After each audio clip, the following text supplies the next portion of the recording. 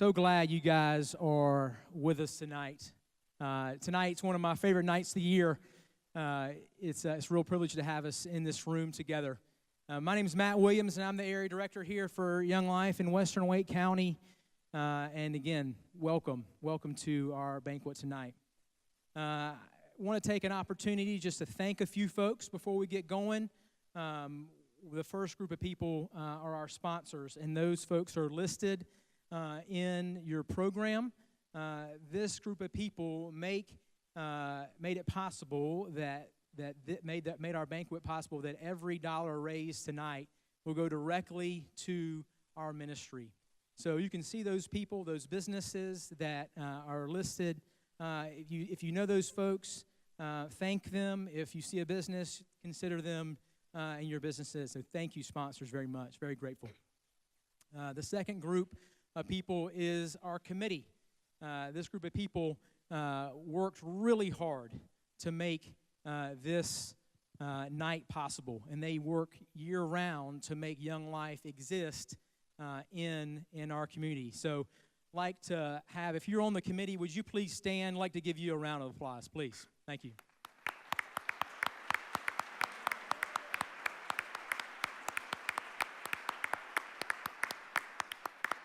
Lastly is our Young Life staff, and they're listed in the program as well. Truly the best in the world. So grateful for them and their tireless efforts to make Young Life happen in our community. Some are across the way making club happen. Some are in here. You'll meet most of them tonight. They're listed in the program. And yeah, I might be biased, but they really are the best. So grateful. Tonight, we want to give you a picture of Young Life. The who, the what, the how of what we do.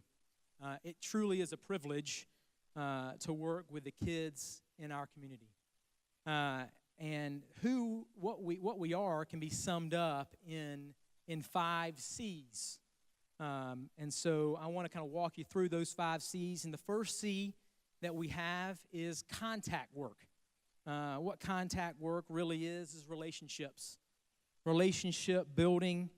It's going to plays, sporting events, frisbee golf, going to the mall. It's leaders going to kids and doing life with them. But who better to talk to you about this than a leader and a kid? I've got my friends Andy and Connor from Green Hope High School to talk to you about exactly what contact work is. Hi, everyone. My name is Connor Moy. I'm a senior at Green Hope High School, and this is my leader, Andy. And how I met Andy, I was at a football game my freshman year, and I'm standing with a few friends, just trying to get a hang of high school and everything. And I see a familiar face, which is one of my brother's friends from high school, who was also a former Young Life leader at Green Hope, named Zach Smith. I see him, and I say hey to him, and he introduces me to Andy, and he's like, this is going to be your leader for the next 4 years. And I was like, oh, that's cool, but I wasn't really interested in Young Life at the time, and I didn't really know who Andy was or whatever. So time goes on. I keep seeing Andy at the football games. He comes over, talks to me, introduces himself every single time, and I still know who he is. But we exchange words here and there, and time goes on, and then he eventually sends me a text and asks me to go out to dinner with him, tells me he'll pay. So I'm like, oh, he'll pay, so let's do it. He comes to pick me up, and I think we go out to like Chick-fil-A or something. And we sit down. He pays for my food like he says, holds up his end of the deal. And we sit down, and he just dives right into it and just wants to know about me as a person in general, wants to know about my faith, just wants to know all about me. And I'm like, wow, this is interesting. This is one of the first times anyone's actually like cared enough to ask about my faith and just how I am in general and like about my life. So time goes on. We still talk and he comes up to me one day and asks me to go to camp with him. And I go to camp, spend a week there with him, so I'm forced to hang out with him a lot. We become pretty good buds at camp, And by the time the end of the week rolls around, there's a thing called one-on-ones, and we had an amazing conversation about just everything in life. We became good buds there, and then we brought that relationship home and started to hang out more and more, and now we hang out a few times a week, and it's normal, and we keep each other accountable just for all things we should as followers of Christ, and I'm forever grateful for that. Sweet.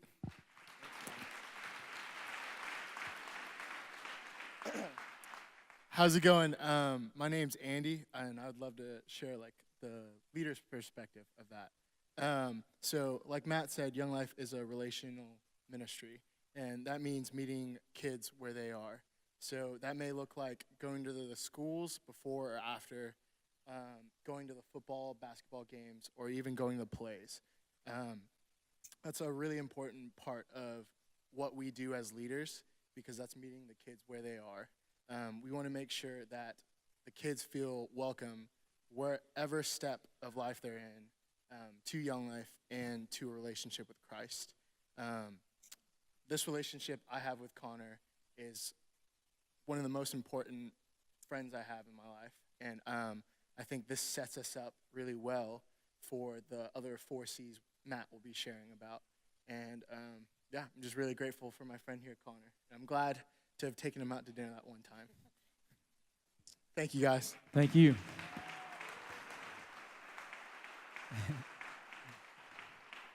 Good job, fellas. Hey, the second C is club.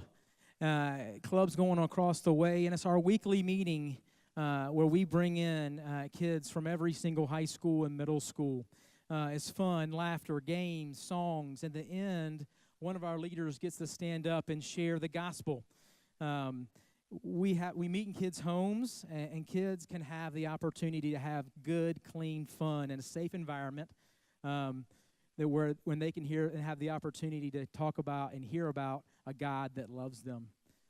Wanted to give you a snapshot of what club we might experience in club, and had some friends that wanted to come out and share, but you know what?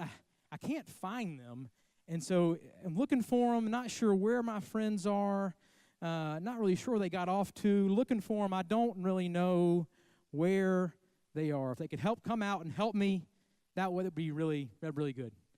Where are these friends? Don't know. Come on, friends. Where are they?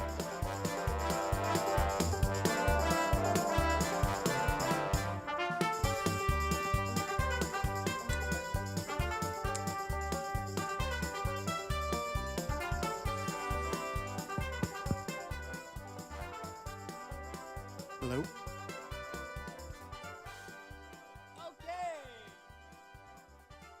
Hey, there we are. All right. My name's Gary, And my name's Larry. and we are Certified Life Coaches.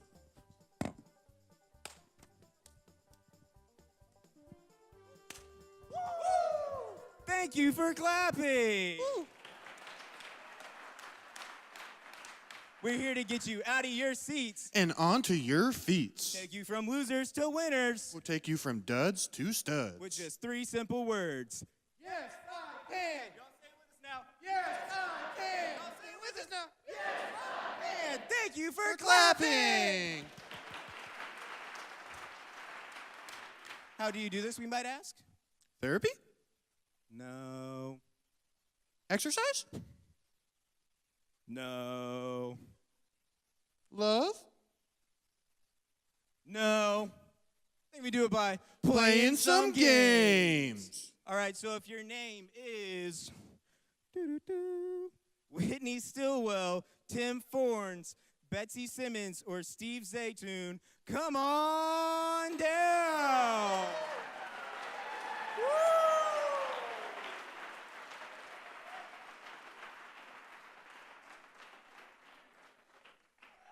Woo! Woo, woo, woo! All right, so here's the game.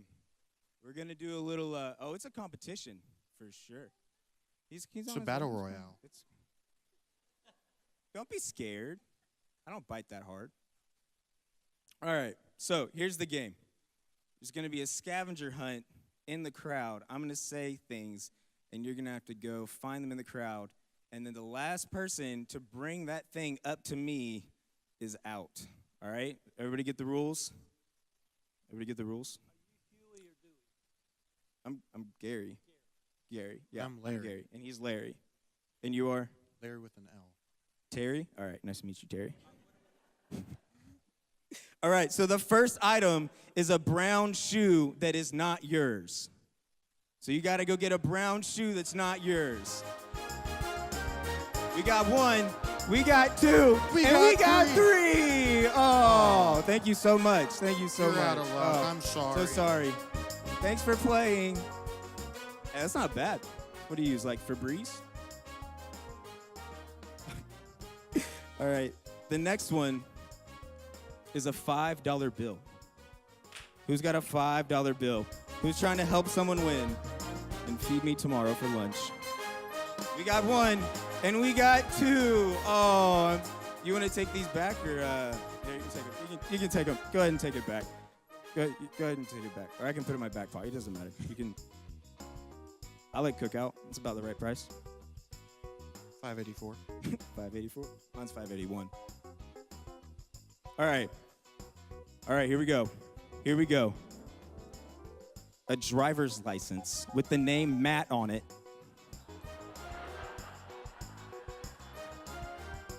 That's not Matt Williams.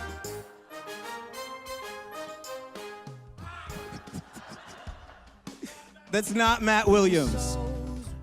We got another Matt out there. Oh, there it is. There it is. Oh, there it is. Some brutal competition. That is a brutal competition right there.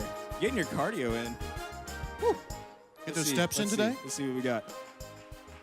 Says Matthew. Doesn't say Matt. Now it says Matt. You want to take that back? Oh. All right, so remember, my name's Gary. And my name is Larry. And we are certified life coaches. We're here to get you out of your seats. And onto your feet. Thank you for clapping. Oh. Just a little snapshot of what happens weekly at Club. It's really engaging. Hey, one of the third C is camp. One of the things we say about Young Life Camp is the best week of your life or your money back. Know that I've never had to give money back in my years of Young Life, which is incredible. Young Life Camp is fun, adventure, community, belonging. This is what we see that kids really want. They want to be known. It's where kids can get away and experience and see Christ for themselves. We got a chance to go to Young Life Camp this past summer with middle school and high school kids. We took our high school kids to Carolina Point and wanted to give you just a quick picture of what we got to experience at Carolina Point this past summer. We wish we could take you all there, but if you checked out the side screens, you'll feel like you were there.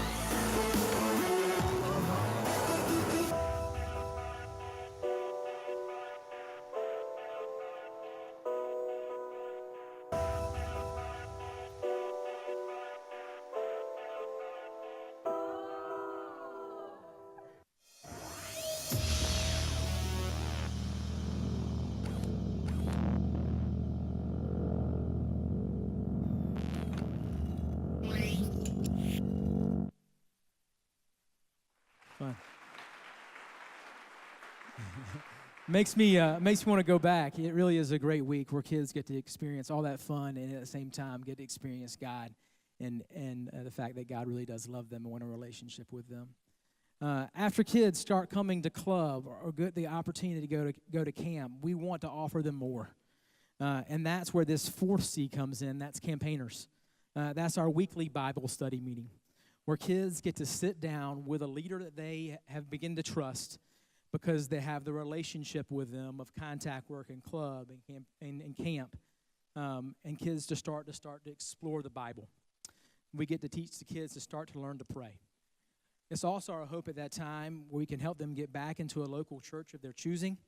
And here to share a little bit more about what campaigners really is from the leader and kid perspective is Lindsay and Caroline, who are involved in wildlife at Dillard Middle School. Thanks, Matt. So, like Matt said, I'm Lindsay, and this is my friend Caroline. Hello. She is a 7th grader at Dillard Drive Middle School, and we are involved with Lufkin Wildlife. So we're going to tell you a little bit about campaigners. Caroline, I'd love for you to tell everybody kind of what a typical night for campaigners looks like for us. Well, we meet up at someone's house, and we talk about our day and our highs and lows, and then we open the Bible and talk about Jesus. Yeah, so you said we kind of like get together with a group of friends. What's different about that group of friends in that time than some of your other groups of friends? At campaigners, it's different people from different schools, and you talk about the real stuff, and you're just yourself there. Yeah, we talk about real stuff, and we get to really focus on who Jesus is and who he says we are, and build that community. Can you tell me one thing, like when you leave campaigners, what's one thing that you feel or kind of sticks out to you? I feel happy and cared for by all the people there because they're so loving. And now I want you to tell me one thing from the past year or so of campaigners. What has been a big idea, a main thing that you've been able to take away from that time together? How to create a better relationship with God and your friends, and how to be yourself and not put like a mask on. Yeah, I love that you said it's about taking your mask off and it's about having a friendship and a relationship with God, because we've learned it's not about a checklist, but it's about your heart, right? Yes. Campaigners is a great way for us to really be real with our friends in middle school and high school, and it's a gift to be a part of that. And Caroline has been a gift to get to know and to be friends with. So thanks for listening to us. Thank you.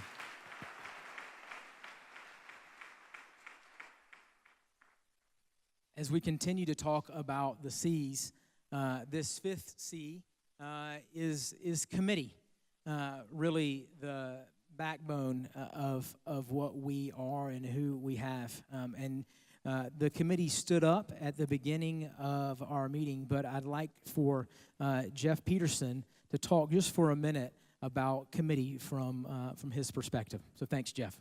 Thanks, Matt. Son. My name is Jeff Peterson. My wife and I have been on committee now for 16 years. We were on the committee before, when it was just one committee before we split from Raleigh to form Western Wake. And it's really been a blessing for my family. We have 3 kids that all went to high school, all were involved in Young Life while they're in high school, all here in Western Wake. 2 of them actually ended up going to work for Young Life in different areas of the country. So it's really been a real great influence on our family. I want to tell you just a little bit, and I have to use my glasses here, my notes. So there's really 4 responsibilities for the committees, 4 things that we're called and committed to do. The first is praying for the area, and that involves praying for the leaders, for their staff, praying for the leaders and the staff to have, the energy and the strength to do what they do. I mean, you saw Andy out here, and the commitment that these leaders make in time is just amazing, and the staff as well, of course. But not just that, we're praying for the kids as well. When you send one of your kids to camp, you know that you can know now that that child is being prayed for by name by somebody in the committee. And so that's really a fun thing too. We get together and we have our pre-camp prayer meeting. It's really great. The second thing that we do in committee is we ensure the financial health of the area. So that's involved in our personal commitment in helping to fund Young Life here. It's putting on things like this, the banquet. We do a golf tournament in the spring. We have a 10K race that we put on and different things like that. But it's more than that. It's building relationships with people in the community and telling them about Young Life and showing them what it does in the kids and how it benefits the kids in the schools here so that they can have an opportunity to be part of the ministry as well. The third thing, and one of my favorites, is the caring for the staff and volunteer leaders. These guys work really hard. Not always do they get a lot of recognition. The leaders are all volunteers. They're college students. They're carrying a full load in college. And so one of the fun things that my wife and I started doing, I can't even remember how many years ago now, is every week before club, we will have the leaders from Green Hope High School over and we feed them dinner before club. And it's been wonderful. We've gotten to know the leaders really well, be part of their life. The college kids always like to get a free meal, so that's always good. They even like my cooking, that's saying something. But it's really helped us to get close to them and grow with them. And some of them even call us their mom and dad, which is kind of cool too. And then the last thing that we do as committee is that we promote Young Life within the community.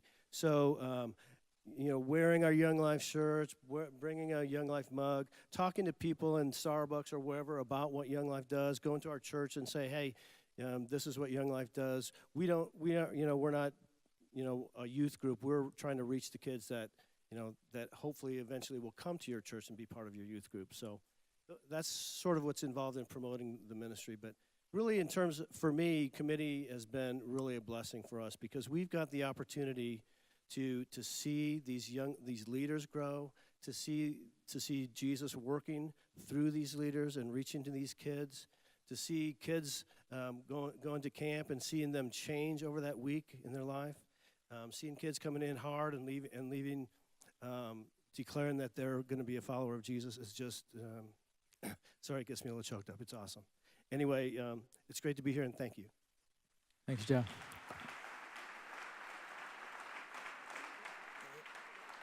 I told you there were 5 C's of Young Life.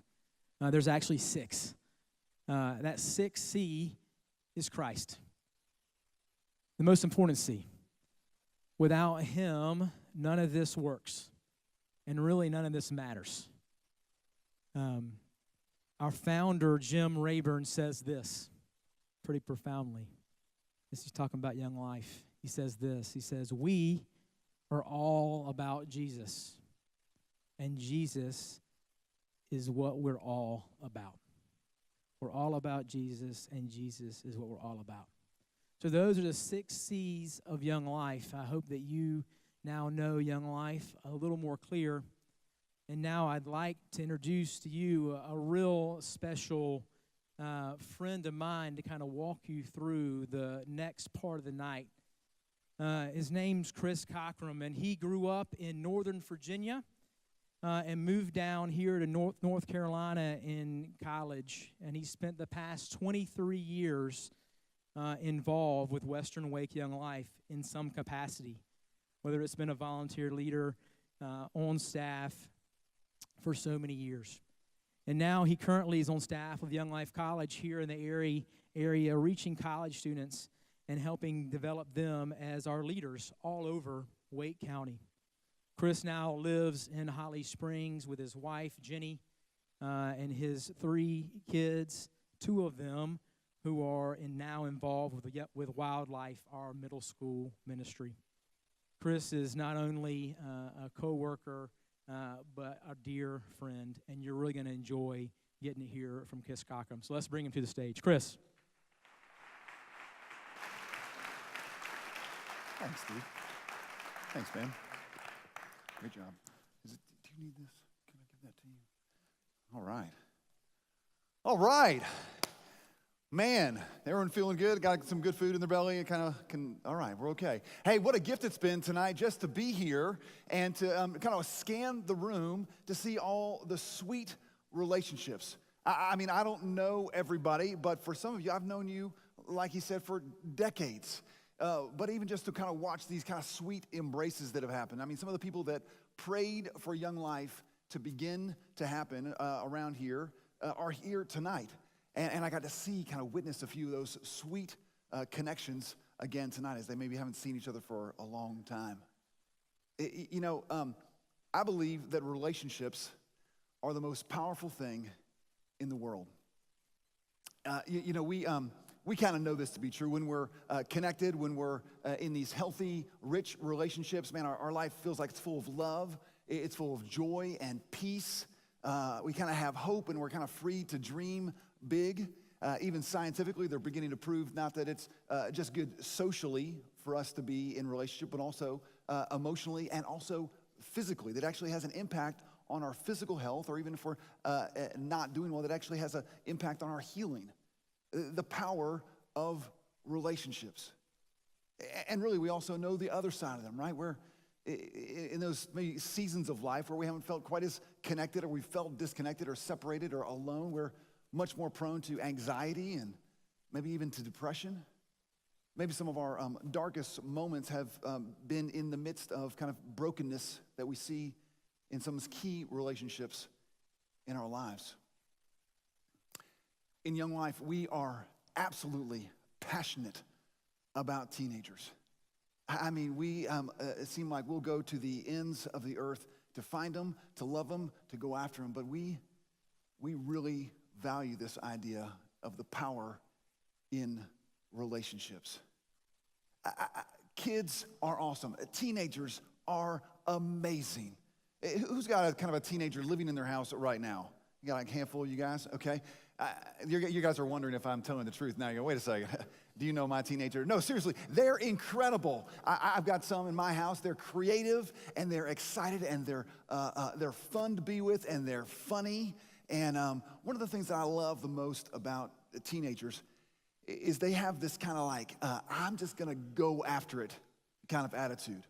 I mean, I'm just going to jump full in, like whatever I can do to have like the make the most of life. Man, I'm doing it. Sign me up.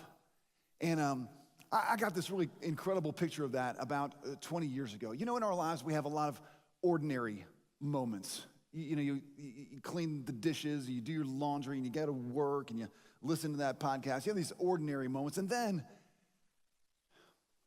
every now and then, you have a rare and precious and beautiful moment. And I had one of these 20 years ago. It was actually at a kind of an end of the year Young Life Club. And a lot of times what they'll do is they'll bring together 2 or 3 or 4 or 5 schools, and they'll pack 2, 3, 4, 500 kids into a clubhouse. And this is where it was. It's kind of that clubhouse on 2 Creeks, off of Cary Parkway. That's where it was. So thanks for letting us be there with all those kids. And we went in there, and we kind of knew, you know what? Let's do something big. I mean, let's dream big. Let's do something big. And so we decided, you know what we'll do? We're going to do some kind of Jello diving. Okay, that's maybe Jello flopping might be a better way for it. So we kind of we just got the word out. I mean, it caught fire. I mean, people all around Wake County were making Jello. I mean, and the night came in, and people just started kind of wheeling these big coolers full of Jello in. I mean, I bet we had hundreds of pounds of Jello. It was amazing. Okay, now we're good on the big ideas, not great on the logistics. So what we had to put this Jello in was. Well, we had a big tarp, and we thought, you know what, this was safety first. Let's put a mattress underneath it. So I don't even know where the mattress came from, but someone showed up with a mattress that night, put the mattress under there, put the Jello in, and we were good to go. Now we had, again, kind of planned for a few of the kids that we knew would really go for it in this Jello flop contest.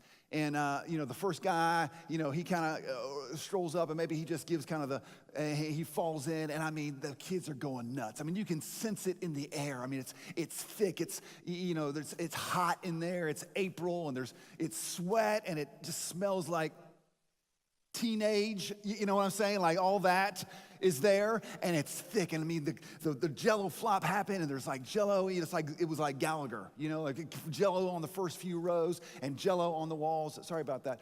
Later on, we're gonna be talking to you about maybe having a club at your house, and so we'll talk to you more about that later. But the next person goes and they thought, okay, let's kind of mix it up, and they kind of get up to it and they turn around and they do this like Nestea plunge. You guys remember the Nestea plunge? They kind of Nestea plunge back in there. And I mean, the kids are going nuts, man.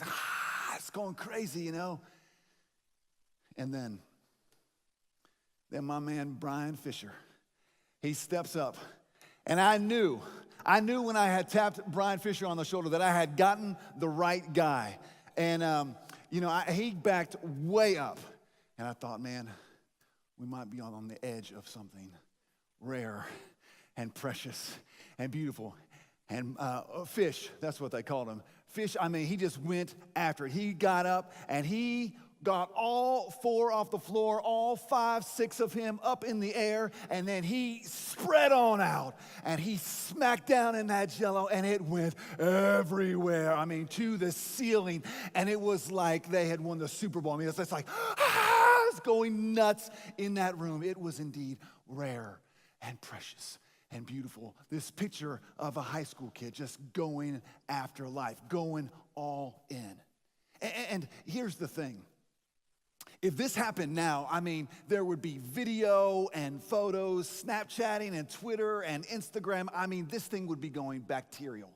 But 20 years ago, all we had back then were these things called, give me a second, cameras. That's what they were called. They were called cameras. They were like big clunky things. They hung on around your neck. And what you did was you looked through this little window. It's like tiny. And you took this picture, and then you waited for the next event. And then you took some more pictures. And then finally you were like, okay, I'm just going to take some pictures of the ground because I got to get this thing developed and see what I've got. And then you turn it into this place like a Walgreens or something like that. And then like 2 weeks later, okay, you get your pictures. And then after technology happened, then we got it like 2 hours later. Then you could see your pictures that you took. And if you would, imagine the sheer joy. Imagine the ecstasy that occurred when you were flipping through the photos and you saw this. Oh, it's beautiful. There he is, Fish in all his glory, going all in for the Jell-O flop. I mean, it's just, look, that guy's got a helmet on. I mean, he just didn't even know what was going to happen. That's gorgeous. Look at this. That's Matt Williams in the back left corner. Back right, what are you looking at? Back left corner. That's him right there. That's Brian Fisher going all in, going after life. It's a beautiful picture. It's rare and precious and beautiful. Here's the thing. Kids are awesome. I mean, really spectacular. But here's the truth. They are hurting. I mean, really hurting. The number of obstacles in their life is really quite unbelievable. It's different than when we were there. I'm going to show some statistics, and I'm not like a big statistics guy, and so what I did was I feel like these are pretty conservative, but I just want to give us kind of a picture of maybe a little bit of what's going on in the high school and middle school world right now. These statistics read that 1 in 6 teenagers struggles with depression. I would say it's more than that, and more than that are taking some kind of medication to keep that in check. 1 in 5 teenagers have sent or posted nude or semi-nude pictures or videos of themselves. 62% of high school seniors have had sexual intercourse. 50% of teenagers see their parents get divorced. 50% have used drugs. 71% have had alcohol. 1 in 10 will be sexually abused before they are 18. This is a heartbreaking one. 59% feel inferior because of their appearance, and probably has something to do with this last one. That 93% of boys and 62% of girls see porn before age of 18. These are the statistics of a group of people that are struggling. They're struggling to find out who they are and where they belong and what life is really all about. They're trying to find full life, but they're really just groping in the dark. One of my favorite authors, this guy named Henry Nouwen, has written a great book, and he has this ability just to put into words some of just the kind of most common and basic and hard emotions that we feel. And he puts kind of this condition that teenagers and really the world is feeling into great words. He says this, addiction, this thing that they're struggling with, might be the best word to explain the lostness that so deeply permeates society. Our addiction makes us cling to what the world proclaims as the keys to self-fulfillment. Accumulation of wealth and power, attainment of status and admiration, lavish consumption of food and drink, and sexual gratification without distinguishing between lust and love. These addictions, he says, create expectations that cannot but fail to satisfy our deepest needs. You see, our hearts are designed to connect deeply in ways, but they're not very discerning, and the teenage heart is even less discerning.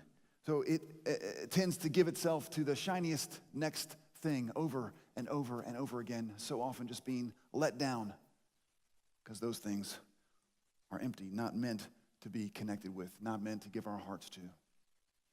At the core, kids are longing to be accepted. They're longing to be loved and longing to be listened to. They're longing to be known, and they're longing to belong. And in this effort to find acceptance, they find themselves in a variety of situations that they never dreamed they would ever be in. Things that when they were 5 and 6 and 7, they never thought they would be on that statistic, but in an attempt to connect, in an attempt to find acceptance and belonging, they go there. They do those things. And for us, we might have felt those same feelings as a high school person also, but in some ways we had it easy. We just got to go to school and shine the outside and make the most of it. But for them, they go to school and then they come home and they've got 1 or 2 or 3 online personas that they've got to keep up also. It can be exhausting. It can be real pressure that's incredibly immense. It's like their life is just projected onto like a huge scoreboard. And they kind of continue to kind of know where they rise and fall on the ranks of the people around them. And in fact, a lot of their activity is voted on. Voted on every day. And they know. And before too long, kids begin to believe that they're only worth how beautiful they are. Or maybe even sadder, how quickly they might give away that beauty. How smart they are, what they're doing academically, how strong or fast or athletic they are, how popular they are, how funny they are, what they do on the weekends. They begin to believe this lie that that's where their worth comes from, that they're only worth that.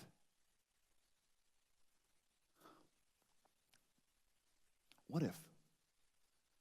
What if there was a group of people who would be willing to enter into the lives of kids, to enter into the mess and the hurt and the pain in the middle of all those statistics that are not just numbers. They're faces and names and real lives and real hopes and real dreams. What if there was a group of people who would be willing, that were so committed that they would go in and walk alongside teenagers during this season of life, who might help guide them towards full life, the life that they were designed to have. Mark, one of the guys who recorded the life of Jesus, actually catches a group of people just like I just described. It starts like this. There's these 5 guys. They're good friends. They have this beautiful relationship. 4 of them are able-bodied. 1 guy is a guy with a disability. And, it would always be challenging to be paralyzed, to have a disability. But can you imagine 2,000 years ago, the challenges that he must have faced, the hopelessness that he must have faced. But these guys, these other 4 guys had heard. Man, they had heard the stories about this guy named Jesus. the way that he spoke and the way that he loved people, the way he saw life. They had heard about that when people encountered Jesus, that things were never the same after that. That there was some kind of incredible transformation that happened. And so these four guys, they hatched a plan. They got it together. They said, you know what? We're going to take our disabled friend. We're going to put him on a mat, and we're going to take him to where Jesus is. This is going to be the plan. And I love their optimism, man. They'll kind of do whatever it takes to get their friend in front of Jesus. And a little like that time you had the great idea to go to the fair on can night, because like, who's going to be there then? It's like a Thursday night. I mean, and then you get there and everyone's there. Yeah, that's how this was also, because they weren't the only ones who had heard about Jesus. In fact, everybody who had heard about Jesus wanted to get in front of him. So here's the scene that our heroes stroll up on. It says, Jesus again entered Capernaum, and the people heard that he had come home. And it says, so many gathered that there was no room left, not even outside the door. And he preached and taught the word to them. So you get the picture. I don't know how big the room was, but there were so many people packed in there that there was people on the outside just trying to kind of like get a glimpse of who he was or maybe hear his teaching, but there was no room in the inn for these guys. This is what they stroll up on. And many probably would have just turned around at that point, but these guys, man, they weren't even discouraged. It didn't even seem like they missed a beat. This is one of my favorite words in this whole passage. It says, since they could not get to him, to Jesus, because of the crowd, they made an opening in the roof above Jesus. And after digging through it, lowered the mat the paralyzed man was lying on right in front of Jesus. Man, this is an incredible scene. Can you imagine these guys? I don't know, however they got this guy up on the roof, and then they start digging through the roof. There's the crumbles are beginning to fall through, and this sounds like a plan my 11-year-old and my 8-year-old would hatch. Dad, we just had to get the guy in, so we just started destroying the roof, you know. We didn't think long term. Maybe they were. Maybe they were teenagers themselves. Maybe they were college kids. That's what my college kids would do also. And so they finally get him right at the feet of Jesus. I love that they just said, no, I'm just going to stop at nothing before these two meet. And now here is the point in the story where you might just read past it if you were to open Scripture, but this is why you got to really read it. This is a remarkable thing that happens. Two things next. It says this, when Jesus saw their faith, he said to the paralytic, son, your sins are forgiven. Son, your sins are forgiven. And just a few moments later, he would actually heal the man. The man would pick up his mat, and the 5 guys would go off and play 5-on-5. It's really this remarkable scene, and 2 remarkable things happen right there. The first one is this. When Jesus sees the paralyzed man, everyone around there is thinking, we know the problem. This guy needs to be able to walk. Jesus' first thing he addresses him with is he says, son. Son. Let me make sure that you understand of your identity. You are a part of this family. You are a part of this family. Then he says, your sins are forgiven. There is brokenness and hurt and pain and destruction in your life, and I want to be the one that removes that thing that you might have life and have it to the full. That was the first thing he addressed, the most important thing, the thing that we might miss completely. We might look at the symptoms, and he said, no, the real problem is this, and let me be the one to take care of that. The next remarkable thing is this. It says this, when Jesus looked up and saw their faith, when Jesus looked up and saw their faith, then action began to happen. Wait. You mean to tell me that their actions was part of what was bringing transformation to this man's life? You mean to tell me that their decision to show up, to go through the work of bringing this man to the feet of their Jesus, that was the thing that was so valued. That Jesus so valued these relationships and the beauty of this work of showing up, that he would say, I'll do whatever it takes. I'll act in this. It was so valued by the creator of the world that it would lead to transformation. It would lead to change. It would lead to life. This is remarkable. Because the truth is, teenagers are just like that paralyzed man. They don't have the ability to fix themselves.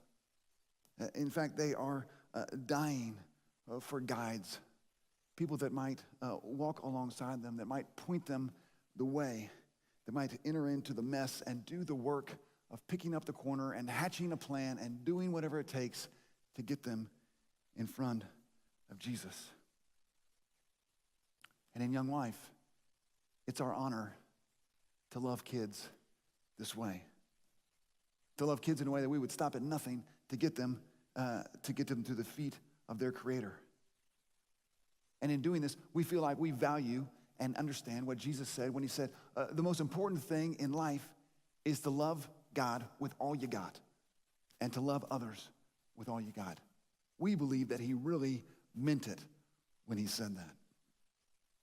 And that's why Young Life leaders bring their very best to things like we've talked about tonight. Club, where they gather in someone's house. I mean, this is happening all over your community every week. And a lot of people would say this is the most important meeting going on in your community because it's maybe the place where the most number of people who don't know the Lord, don't know where full life is, meet to hear in their language, in a way they can understand, the truth about Jesus, the truth about life. Campaigners, where those first few wobbly steps of faith might be happening, those light bulbs are turning on and they're beginning to get the courage to kind of go love their friends with the gospel also. Camp, where all those distractions are removed and they can go and have this experience of the gospel, not just a hearing of the gospel, but they get to do all this great stuff and they get to see and walk alongside their leader who has loved them and then come home with them. All that is amazing, but the truth is this. These are incredible, but the secret sauce of Young Life, I think you've kind of heard it a little bit tonight, but the secret sauce is this thing called contact work. It's this intentional relationship building. It's this showing up in their world, after school, in the parking lot, at the local hangouts, at every Bojangle that you drive by happily. Young Life leaders are probably there right now, hanging out with high school students. If you ever want to bait a high school student, just take them to Bojangle or put out Bojangle somewhere and they'll come running. But that's where they go. They begin to have these intentional relationships. And there's something almost magical that happens when we show up in the world of people that kind of where we almost don't belong. I don't know when the last time you went to a high school football game, but I want to describe a scene there. When you, not just on the field, but when you look up in the stands, there is a group of people there. They kind of sit in what we call like the parent or the adult section. And, you know, they're generally dressed appropriately and they clap at the appropriate times and they say the appropriate things for the most part. And they stand up and sit down at the appropriate times. They smell appropriate for the most part. And that's the adult section. And just 5 feet over, you know, that little walkway between is the student section. And the student section is raucous. You never know what's going to happen in the student section.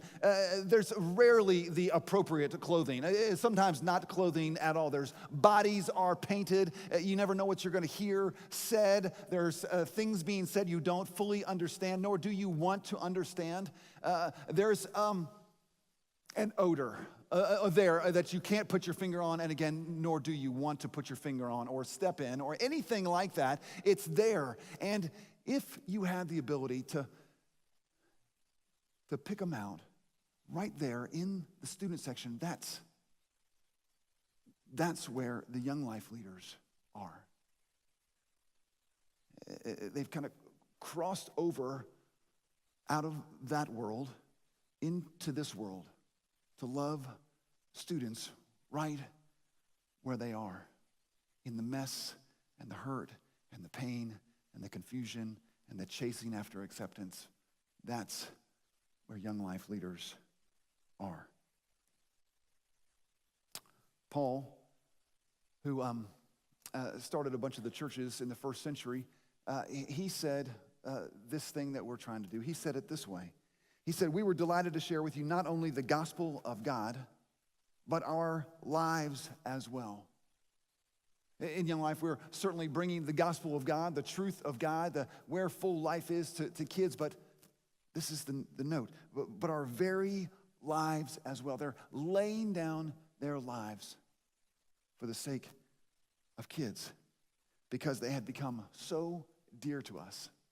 Wasn't it fun to watch the leader and the kid interactions up here, to see how dear they had become to them? I loved it. It was almost this kind of beautiful, awkward man relationship between Andy and the other Connor. Was it Connor? And how they go, yeah, he's a real good friend of me, you know. And they're trying to say, this really matters. He's become so dear to me that I would give my very life to him. Brian Fisher, the Jello Flop king.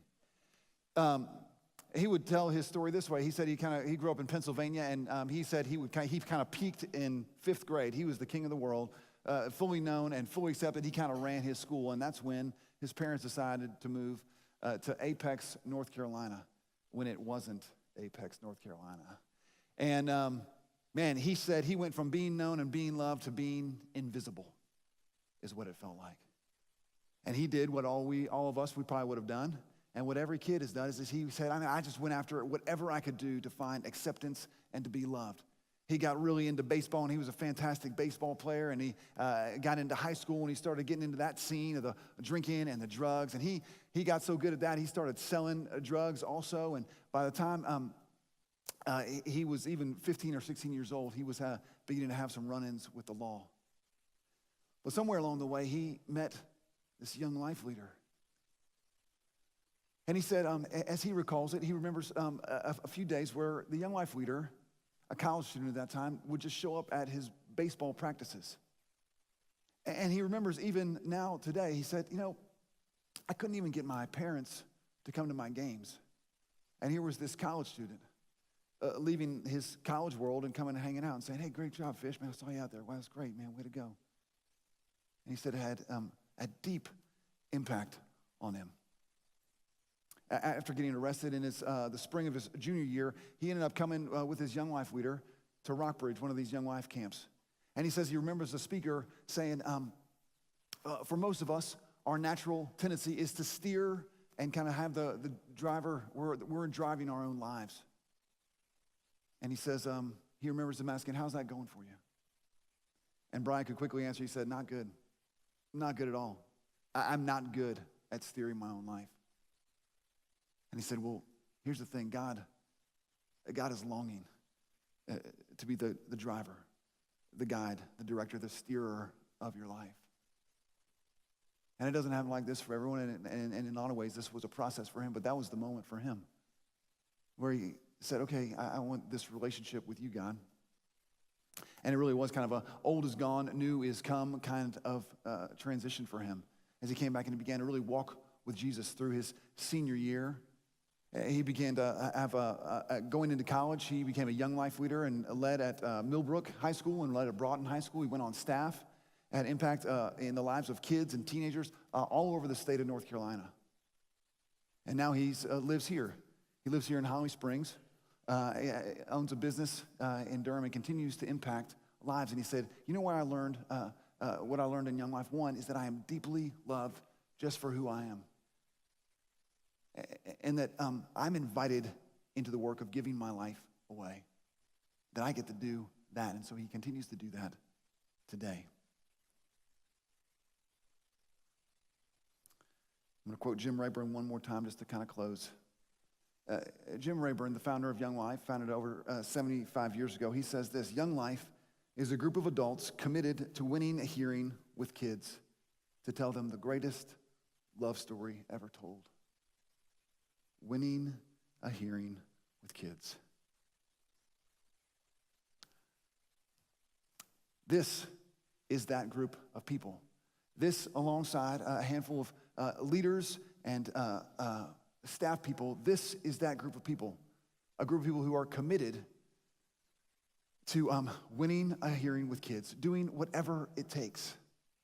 So what would it look like for us, for that group of people to go Brian Fisher, Jello flop kind of all in for teenagers this year? What would it look like for us to pick up the corner of that mat and then kind of hatch a plan together to do whatever it takes to get hurting kids in front of their Creator, that they might find full life?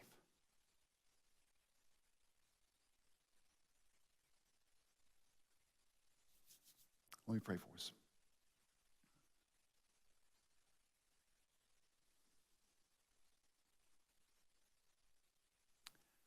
Jesus, what a scene it must have been when those guys dug a hole in the roof that night.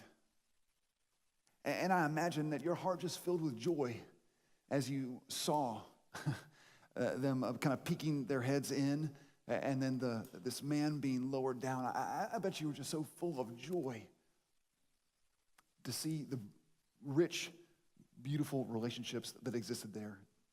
And this deep understanding that relationship with you is what would make all the difference in the world. Father, thanks for these people who have at least shown up tonight to say, man, I'm in. I know there's some of these people in the room that have been here for a long time. Thanks for just saying, I'm in. I want to pick up the mat. I want to help.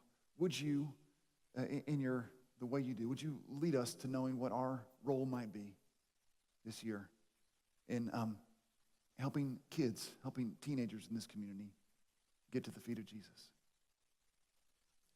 Thanks that once they're there, you're the one who's at work. You're actually the one who loves them more than we ever could and desires the very best for them. We love you, Jesus. In your name we pray. Amen. Now, the truth is, we could sit up here and talk about Young Life all night long, and that would be great. But what would be even greater is if we could actually show you Young Life. So now's the time to bring in the real entertainment. So open the doors and let them in, and let's see what happens next.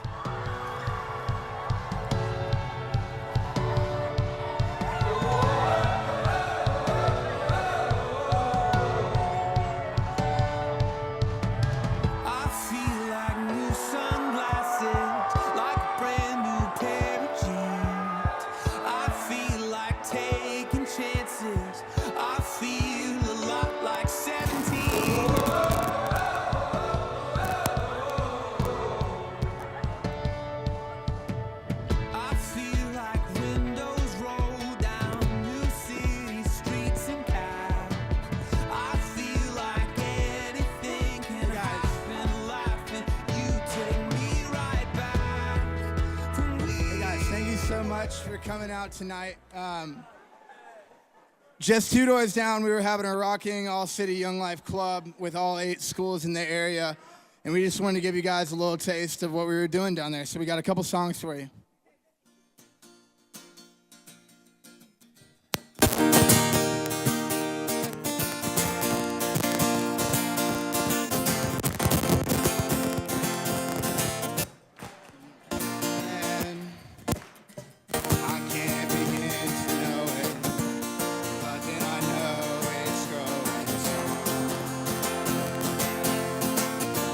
Was it the spring when it became the summer?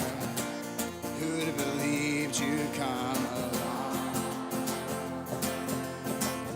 Hands, touching hands, reaching out, touching me, touching you.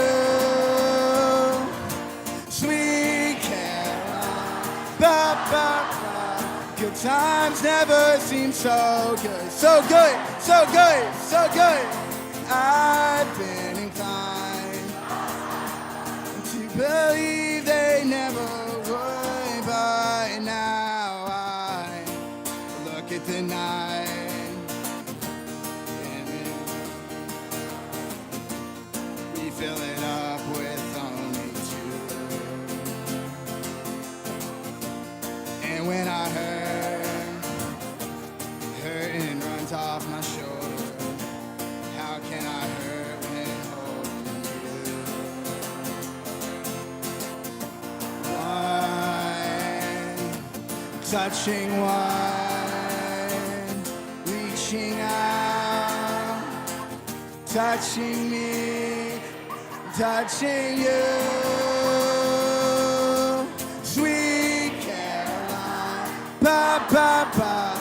The times never seem so good, so good, so good, so good. I've been inclined to believe they never would by now.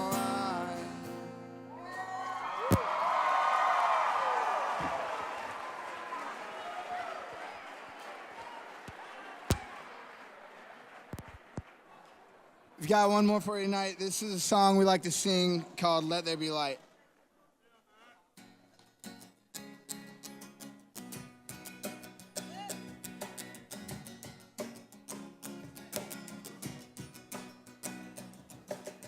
Come all you weary hearts, bring all your guilt and pain, bring all the hurt you caused, and watch it wash away. Come to the riverside, drink from the well of life. Let there be light shining in the shadows. Let there be hope, hope, holding us close. Let there be love, healing what is broken. He is the light that leads us home. Come all you wandering souls who feel you've tried it all. Bring all your emptiness. He died to make you whole. Come to the mountainside where Christ was crucified. Let there be light shining in the shadows. Let there be hope holding us close. Let there be love healing what is broken. He is the light that leads us home. It's a love I don't deserve. He loves anyway, anyway. It's a love I could not earn, but he made a way, made a way. It's a love I don't deserve. He loves anyway, anyway. It's a love I could not earn, but he made a way, made a way. Come to the riverside, drink from the well of life. Come to the cross where Jesus died. Let there be light shining in the shadows. Let there be hope holding us close. Let there be love healing what is broken. He is the light that leads us home. He is the light that leads us home. Woo! Thank you guys so much.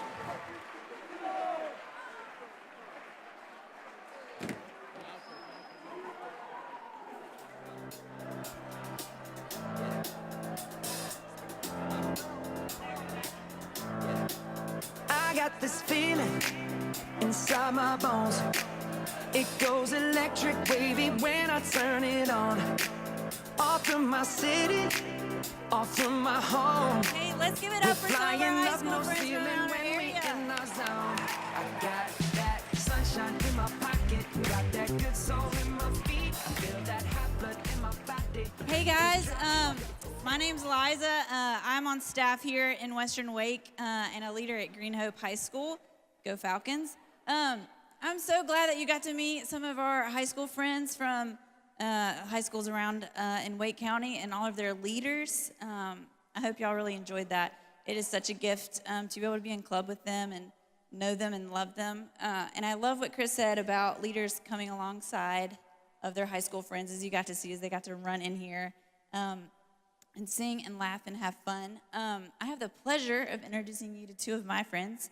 Bailey, she's a senior at NC State, a leader at Panther Creek. She's also graduated from Holly Springs High School, so she's from the area, and her friend Abby, so let's give it up for them.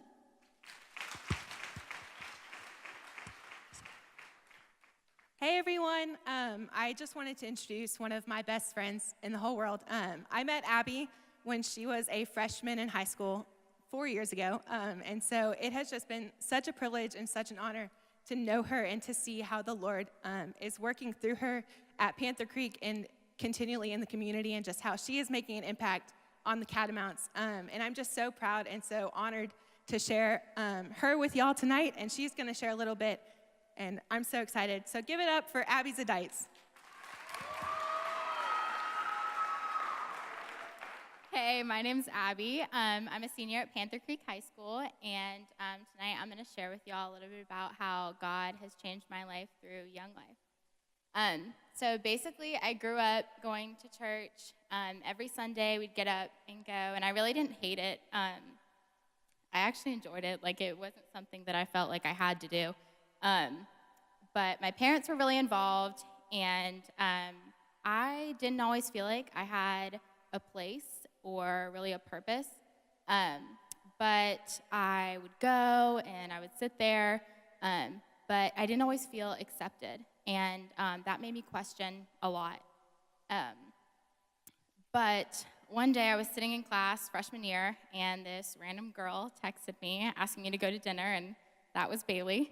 And at first I was like, no, I don't want to do that. But then she said she'd pay for my dinner, so I was like, okay. So I went to dinner with her, hung out with her, and it was great. And she invited me to Young Life Club, and I didn't really want to do that either, but she had just paid for my meal, and so I felt like I had to. So I went to Young Life Club, but I decided I was going to sit in the back. I was an underclassman. I didn't know anyone. It was all upperclassmen. So I was going to sit in the back, not talk to anyone, not make eye contact. So that's what I did. And when I went to club, they were starting to play games, started calling people up. And I was like, no way is this girl going to call me up. She called me up. And, you know, long story short, I got an egg cracked on my head the first club in front of all these upperclassmen. And I'm pretty sure she didn't hear from me for a couple of days. But I ended up going to club the rest of the year. And the next fall, I went to Windy Gap, which was the fall camp that we go to. And I was terrified because none of my best friends were going. It was some girls from school that I was good friends with, but I hadn't talked to them much, so that was kind of terrifying. And the rest were upperclassmen, so it was pretty scary. But I went to Windy Gap, and that weekend changed my life. I finally felt accepted, and I felt like I was a part of something huge. And I went from knowing of God to having a relationship with God. And that's something that I will never forget. So then fast forward next summer, I went to summer camp at Sharp Top, and every camp is like, oh, this is going to be the best week of your life, but that really was the best week of my life. I met the most amazing people, and I wish I could do it all over again.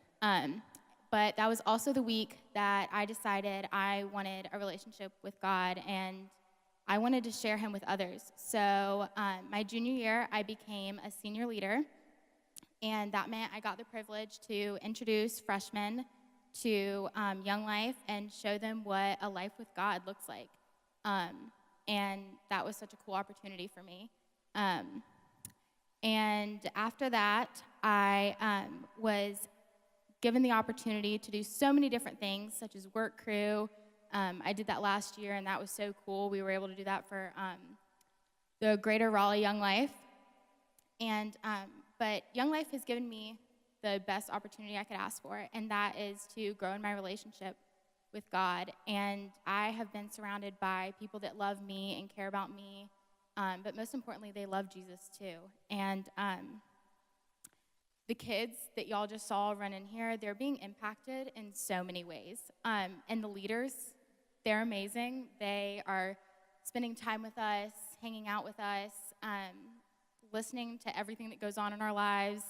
And they're coming to all of our football games, even though my school is not won a game yet. But we don't really have a student section anymore, but they're our student section. So that is really cool of them. I don't know how they do that. I'm barely at the games. But a verse that I really like to live by is Jeremiah 29:11, and it says, "For I know the plans I have for you, declares the Lord, plans to prosper you and not to harm you, plans to give you hope and a future." God had a plan for me throughout high school, and if I had to go back, I would not change a thing.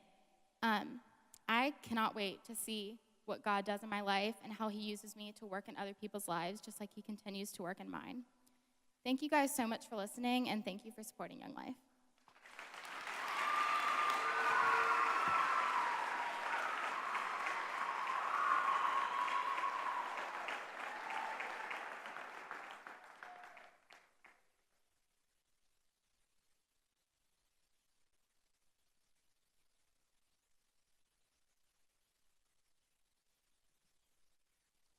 Well, good evening. My name is Martha, and I serve on Young Life Committee with 10 other couples. I just wanted to talk to you tonight about how I became involved and how you will have the opportunity to do as well. So our son Luke went to Middle Creek High School. In his freshman year, he became involved in Young Life. And after seeing the change in him, our husband Kevin and I were just so excited about it, and we were like, how do we become involved? What can we do? So his sophomore year, we were like, okay, how do we do this? So we started hosting campaigners in our home and continue to do so until Luke graduated last year. I wanted to give you an idea of what that looks like from a parent's perspective. So on Monday nights, kids showed up at our door for campaigners at about 7:15, 7:20. They walk through our door, they kick their shoes off, and our foyer starts to fill up. And every year on social media, I posted a picture on Instagram that looks very similar to this. If you can't read that, I posted, it says, on Monday nights, you know what that means, Young Life campaigners for Middle Creek High School at our house, #love it, #Jesus on the move, and give him some praise. Maybe the only other person in our home, or I guess it's not a person, member of the family, although I think she might be a person, that loves that a little bit more than me is our dog, Lily. You're wondering maybe how many shoes fill that foyer. On a regular night at Middle Creek, it would be about 40 kids. On a high night, it could be maybe 60. So from there, those kids move in, they hang out for a little while in our great room, then they make their way to the basement. They go downstairs and they sing 3 worship songs. After that, what they didn't know is very often I stay upstairs in the kitchen around the corner and I listen. Very often, as I listen, tears start to stream down my face. Because maybe for the very first time, kids are being exposed to the truth of the gospel through that song. Maybe for the very first time, kids are standing next to one another, proclaiming Jesus with their friends. After they sing those songs, there's announcements, and they make their way up the stairs. But before they make their way up their stairs, Kevin and I bust our way up the stairs to our bedroom, where we will spend the next 30 or 40 minutes there because every room in our house is occupied with kids. Because those leaders have prepared a message for 30 or 40 minutes, and our house is occupied, every room, with kids, because they will break up by grade, by gender, where those leaders will meet with those kids and talk through a passage of scripture where those kids might not feel comfortable in a large group, but when they're with those kids with their grade and guys with guys and girls with girls, they're going to feel comfortable to talk and ask questions and dig deeper. And what's really cool is that through the course of the school year, at the end of campaigners, kids leave quickly. But by the end of the school year, they hang out, they linger. And what we've seen over the course of 3 years when we've hosted campaigners in our home, we've seen those friendships between leaders, between kids. We've seen those friendships grow deeper. But what's really cool is we've seen the perception of who God is change. Whether those kids have grown up in a Christian home or whether they've just learned who Jesus is, they are changed. They're changed kids. But the real privilege is we've watched kids move from death unto life. We've seen eternity changed because of the gospel. Let me fast forward to a couple of months ago. I'm at home doing my thing. The phone rings. It's Matt Williams, our area director who you've met here tonight. I answer the phone. Matt. We chat for a few minutes, and he says, Martha, got a question for you. Would you consider giving the ask at Banquet? Now, for those of you who don't know what that means, it means, would I stand before you tonight and ask you to give financially towards our annual budget? You don't know me? Way out of my box. I must have been laughing because Matt told me I was. And I said, you sure you called the right person? And he said, yep, I meant to call you. And we kind of talked that through for a few minutes. And he said, would you pray about it? And I said, yep, I'll pray about it through the weekend. So I hang up the phone with Matt, and I'm close to tears. I'm out of breath, and I'm pretty sick to my stomach. And I call my husband, Kevin. And by the time Kevin answers the phone, I'm all those things, and he answers the phone, and he is out of breath for a completely different reason because he's at the gym. And I said, oh my word, Kevin, Matt Williams just called me, and he asked me to give the ask at Banquet. And I am truly fighting tears at this point. And Kevin, who balances my crazy because he is a very calm man, and I say to him, I am not qualified to do this. And he very quietly and sweetly says, Martha, that's what Moses said. Now, I'm thinking to myself, why did I call you? Like, you are not the person I should have called. Should have called somebody else. And so we chat for a few more minutes, and, I hang up the phone. And so I'm faithful to do what I told Matt that I would do, and I take the weekend to pray. So all weekend long, this is going through my head, what do I do, and so forth. So I start thinking about all the things that I love about Young Life, and some of the things that I've shared with you tonight.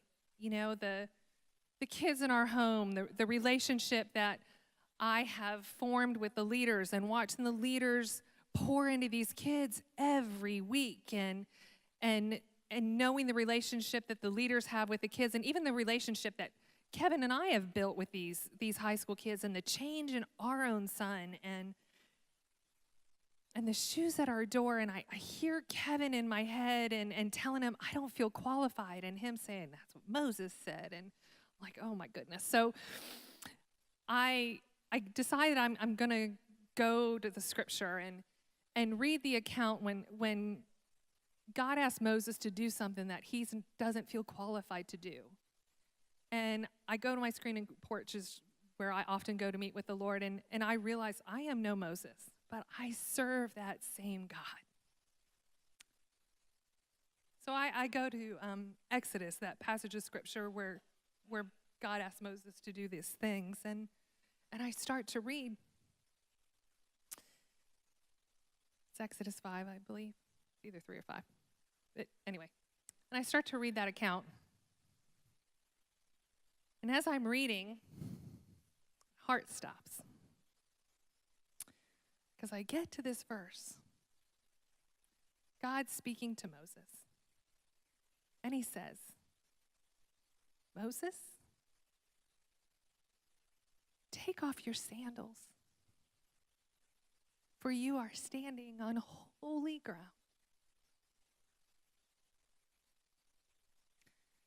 All I can picture is my foyer filled with shoes.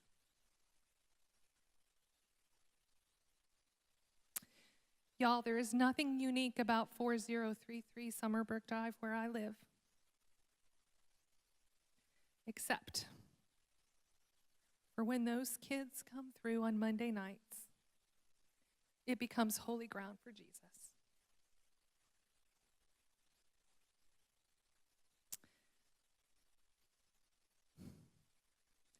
We have an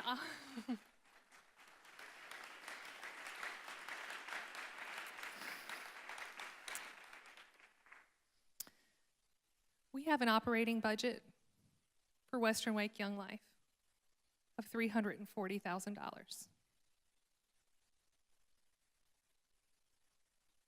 That operating budget serves 8 high schools and 5 middle schools.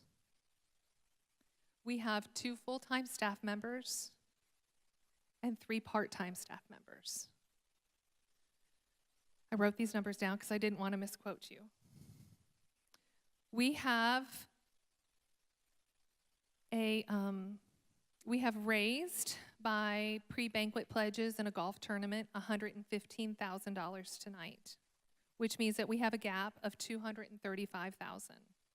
And I realize that's a large gap, but I serve a big God. And we know that a lot of you currently give tonight and have given in the past, whether it's through a monthly pledge or one-time gifts. And we are so very grateful. And we know that by you choosing to give to Young Life, that you are choosing not to give somewhere else. And as a committee member, I want you to know that every gift that you give to Young Life goes back to this ministry. And we have been very transparent in your program tonight, listing out our budget, our salaries, our benefits. We want you to understand what your pledges and your gifts go to. And if you ever have a question about that, please speak to somebody on committee. We want you to understand what this ministry is about. So if you took our gap of $235,000 with 300 people in this room, and we just did simple math, it would look like $75 per month by everybody in this room. I understand that a lot of you that's not possible, but for some of you, that is, and above and beyond that. So I would like you to prayerfully consider where you would stand in that. And obviously I don't know, and nor do I need to know. But I want you to know that we are grateful for anything and everything that you could possibly give to Young Life, whether it's a monthly gift, whether it's a one-time gift, whether it's a monthly gift. If you're a monthly giver, if you could consider giving above and beyond what you're currently doing. We are grateful and appreciative for everything and anything that you would consider giving to Western Wake. What I would like to give to you as far as instruction goes, on your tables, there are, let me pull my notes off this, a perforated little gig here. And there's pens. If you are a current monthly giver and you want to stay where you are, you don't need to do a thing unless you change it yourself. But hopefully, you keep on giving. If you would like to increase your monthly gift, if you would let us know that, that would be very helpful.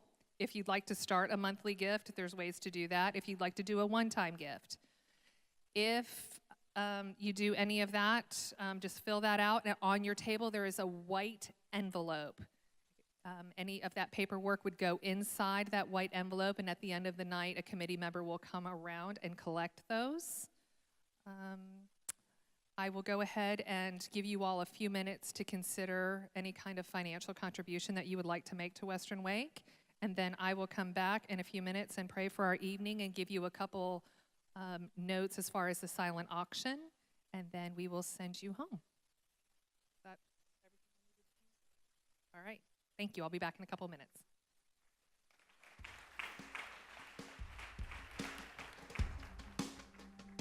When your soul's weary, when you find out, when you can't hear me, lay your troubles down. In your dark moments, when your heart's weak, bring yourself broken. You will find me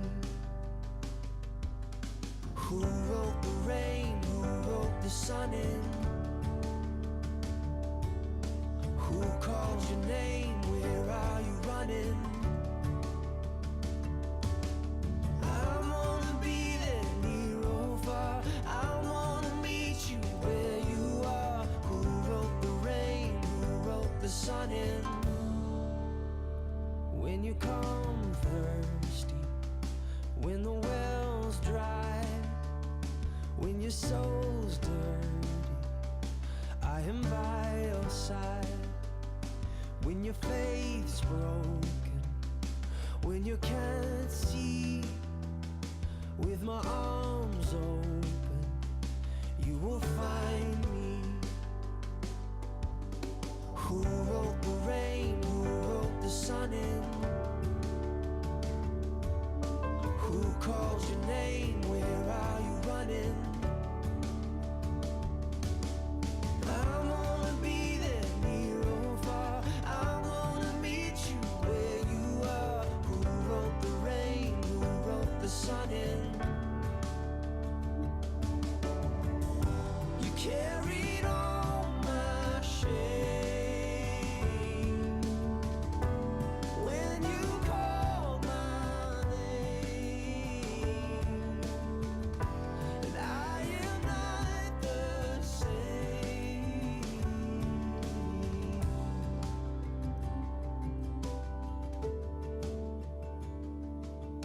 Who wrote the rain? Who wrote the sun in?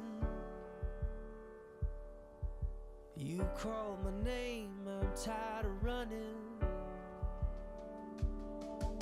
I wanna be there near or far. I wanna meet you where you are. Okay, just a couple of closing things to touch base on. The silent auction is going to be open for 10 more minutes. If you are the winning bid on your item, if you could take the bid sheet and collect your item and go to the payment table, which is going to be the little silver tables kind of over by the cafe. Is that all I need to say on that, Jen? Okay. And then we have information about our golf tournament, which is outside in the lobby by the auction items as well. If you're interested in that, please grab a flyer, and there's also a sign-up sheet there. And then put your slips in the white envelope, and then I'm just going to close this out with a word of prayer, and then we will be good to go. Please take cookies home. Don't be shy. If you want to put them in your purse, in your pockets, whatever you want to do, take them home. Okay, I'm going to close this out in prayer. Thank you for joining us. Dear Jesus, we are so grateful for Young Life and what you have done in the past 10 years and what we know you will be faithful to do in the next 10. We are so thankful for these leaders who continually pour into the lives of kids to share your name and your gospel. Lord, thank you that you do not leave us where we were, but you are in the business of changing lives. Jesus, thank you so very much that you have changed me and you have changed kids. May you continue to use us in your work, that give us eyes to see what you are doing and give us willing hearts to be involved.